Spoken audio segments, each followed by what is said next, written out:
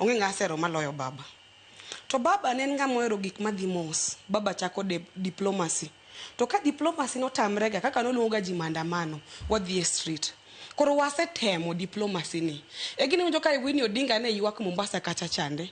We cannot sell ODM. Iwinjo kwa pillow talks and boardroom and bedroom. My party manobedo formed. What was the formation of ODM? So many people have died for ODM. And we do not want to lose identity of ODM. Identity of ODM nyaka remain. And one of the core values of ODM and constitutionalism and the rule of law. So we want the respect. Koro no wabiro mos, egin Tabitha no di competition cha. To petition no, kakoro giwinjo, koro wuok nango, our voice give violate the pillars of ODM. Inclusivity, equality, o giwinjowa. Wadoro mondo giwinjwa. ODM has been doing that. Koro nikecho giwinjwa, kagitamore, 29 day koro. Iwinjo, wabiro wuok. Nikech we cannot be somewhere that we do not believe in. We cannot be somewhere that they do not follow the things Baba nowe mondolu.